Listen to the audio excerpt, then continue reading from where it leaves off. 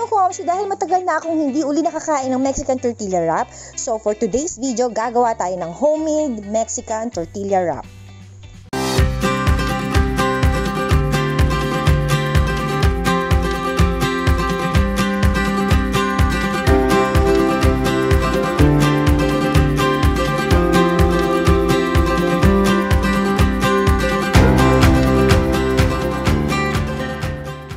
At syempre, sisimulan natin dito sa ating flatbread. Ayan, napakadali lang ito gawin. Kailangan mo lang ng water, cooking oil, flour of course, and a little bit of salt. Yun lang. Tapos konting masa-masa lang at ipa-flatten nyo lang. Tapos ganito nyo lang siya lulutuin. O, pag nag-bubbles na yan na ganyan, ibig sabihin luto na. At kung nahihirapan naman kayong gumawa ng sarili nyo, pwede rin kayong bumili. Marami rin ito. Nakikita ko sa mga groceries. Ayan, available din yan doon. And of course, magkaiba ang pita bread at itong Mexican tortillas natin. So, kung gusto nyo malaman kung anong difference silang dalawa, ay nako, tawagin nyo na lang si Kumaring Google natin. Doon nyo na lang i-search. Panigurado, lahat ng tanong nyo kahit sa iba-ibang langwahe, alam na alam niya. So, ayan, panoorin nyo na lang muna itong niluluto ko. Eto siya, di ba plat na plat yan. So, pag luto na yan at mainit na, babalik rin natin, nagbabubble siya, makita nyo. Oh, ang ganda rin kasi ng ginamit kong pan, kaya may guhit-guhit siyang ganyan. Dahil itong pan na to is grilled pan yung ginamit ko para may design, di ba? Mas masarap siya kainin pag may design. Pero syempre, char lang yon. Ayan oh, nakakatawa.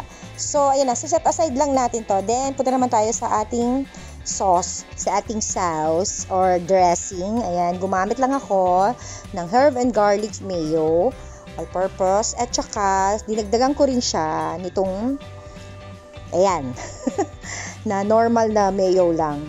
Pinag-combine ko lang siya. And para sa added sarap, ayan, naglagay din ako ng cheese sauce. So, sama-sama na yan. Parang combination ng shawarma sauce and etc. Ganon. Pero, syempre, depende pa rin sa inyo. Pwede nyo namang hindi ito gayahin exactly or pwede rin naman kung ano yung gusto nyong gawin or idagdag dito sa inyong sauce. Lahat yan masarap at lahat yun po pwede. So, haluin lang natin ang haluin hanggang sa mag-combine lahat yung ating nilagay dito. And kita nyo naman, no, sobrang lapot nung na-mix na natin yung tatlo nating ingredient na nilagay dito. So, ang gagawin natin para medyo lumabnaw. Hindi naman malabnaw, no, sakto lang. Sa consistency na gusto natin. Magdadagdag lang tayo ng konting water. Ayan, para pagka i-spread natin dun sa ating tortilla wrap, hindi naman sobrang lapot niya. Pero hindi rin naman sobrang labnaw ha, kasi baka naman tumulo yung ating sauce. So, ayan siya. Then, kung gusto nyo rin maanghang-anghang, lagyan nyo na lang ng chili flakes. So, ito, leftover adobo, chicken adobo. Then, dito lang ako ng tokwa, baka gusto lang din nila. And then, ayan, fresh lettuce, cucumber, onion, and tomato. Pinagsama ko na. Tapos nilagyan ko din siya ng konting crab stick. And of course, ito yung kaninang ginawa natin na ating tortilla wraps. So, dyan, ayan lahat yung ingredient na ating gagamitin para dito sa ating Mexican tortilla wraps. O, di ba? From bread to sauce and sa lahat ng mga ipapalaman ay homemade. So, yung sa palaman, pwede namang hindi chicken, pwedeng crab stick lang. So, depende sa inyo kung anong gusto nyong ipalaman dito sa inyong tortilla wrap, ha. Pero, ayan, kasi ito yung available na sa akin. At saka, sayang kasi yung chicken adobo na leftover. So, bagay din naman yan. So, kayo nang bahala kung paano nyo i-design or ilalagay. So, ang lasa nito is parang, paano ba? Para din siyang shawarma ang dating na kasi depende kasi sa sauce kung paano nyo gagawin yung sauce. Though, hindi pwede rin namang shawarma sauce yung ilagay nyo rito. Yan. So, ayan yung mga leftover. Nakita nyo naman. Chicken adobo, o diba? Na ma-maximize natin yung mga tira-tirang ulam, nagagawa ng paraan para naman sa ibang pagkain. Ayan. Tapos, sigari ng cucumber para medyo healthy, kunwari, gulay-gulay tayo. So, napakadali lang niyang gawin, di ba? Ayan, hindi mo kailangang gumastos ng mahal. So, ito yung pinaka-dressing natin. Ganyan lang siya, So, hindi siya ganun sobrang malapot at hindi rin naman siya malabnaw. So, kumbaga, sakto lang yung ating sauce, yung pagkakagawa natin, yung consistency ng ating sauce. That's yun, i-fold na lang natin. Kung gusto nyo, i-wrap nyo, or ano ba yun? I-roll nyo, rather, i-roll nyo, or i-fold nyo lang, ayan. Siyempre, pag finold nyo, parang pita bread lang lalabas siya. Ganun lang yung mangyayari sa kanya. And anyway, ayan, pwede rin naman kung gusto nyo yung kani salad, tapos i-wrap nyo rin dito sa ating bread, flat bread, okay din yun. So, iba-iba yung pwede nyong ipalaman sa loob.